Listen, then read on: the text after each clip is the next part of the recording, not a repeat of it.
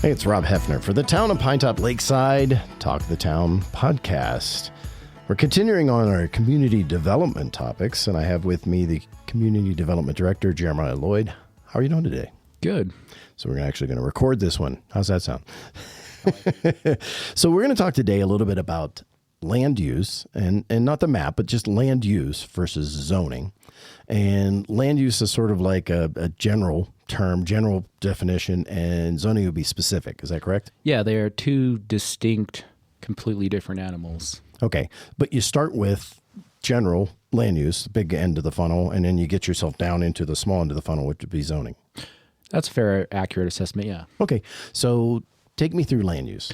So what is land use? What do we use that for? Well, it's a tool that we use in planning to say this is where we would like to go, or this is what we think is the highest use of the land. And it's not written in stone. It's fluid, it's dynamic, it changes. It could change multiple times. We can only do one major amendment to our land use element, but we can do infinite amount of minor amendments. So it's not something that's cast in stone. It's fluid, it changes, and it's basically an aspirational document. It's where we would like to go. It doesn't convey any entitlements as far as land use. Okay. But it is our guiding document. Okay. So land use, what are the sort of the categories? Are there certain categories? Yeah, so the state statute is pretty clear and pretty specific. It breaks it up into different types of densities, basically. What do you want to see there? For instance, we have low density residential. Well, what does that translate? If we looked at it through the context of zoning, it would be our low designation. Okay. Basically 1 acre lots with one guest home up to 1,200 square feet. Okay. And then you've got commercial zones and things like that. Is that zoning? There are different types of areas that we call like community commercial is a land use. So is neighborhood commercial. So those are there's actually 3 different types because there's heavy commercial as well. So there's 3 different types of land use, and some of them are pretty specific when it applies to zoning, but land use is not zoning, and there is a distinction, and it shouldn't necessarily be married up to zoning. It's more of this is a plan. It's not an inventory. Okay. It's where we would like to go. It's not necessarily what is there. Okay. Always. So does a plan allow somebody, so if it's planned for a certain thing, can somebody come in and just start building something there or designing something there that's a specific use, or do they have to wait for the zoning? So it depends.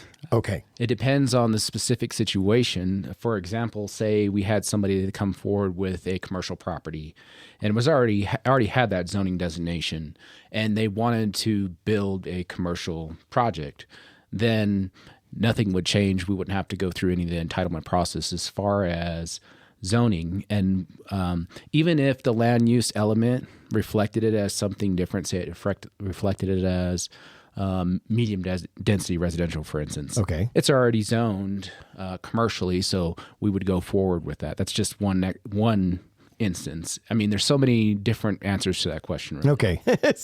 So it's not like it can be confusing. So for somebody to be confused by it's okay, right? Right. Okay. Zoning then, how's it differentiate from the land use? So zoning is very specific, and it is basically, if you want to think of it in layman terms, it's basically a legal contract between what is allowable and what is not. So oftentimes I get cast in a negative light because I'm the person oftentimes that has to tell people, no, I'm sorry, you can't do that. You cannot build this there. Right. What that boils down to is the zoning regulations for different zones that are in place. So some uses are allowable in some zones and others are not. It just depends on what you as the landowner want to do with your project. And that's where the development standards kick in. Has nothing to do with what is our aspirational plan on the land use element, but specifically we enforce the zoning. And where do we get that authority from? We get it from state statute. Okay. So the state statute says that we can dictate as far as zoning what is built in different areas. We are given that authority statutorily, but we're also, on the other hand, required by state statute to have a land use plan. So land use is sort of an area, and then zoning is lot by lot by lot. Would that be more? Right? Or even in a broader sense, it could be different subdivisions could have different types of use, or even section of lots. Even different types of use in the same subdivision. Yeah. Okay. Cool. What else would be helpful for people to understand? Anything more, or? So, really, the land use, the key to take away from it is it's not zoning.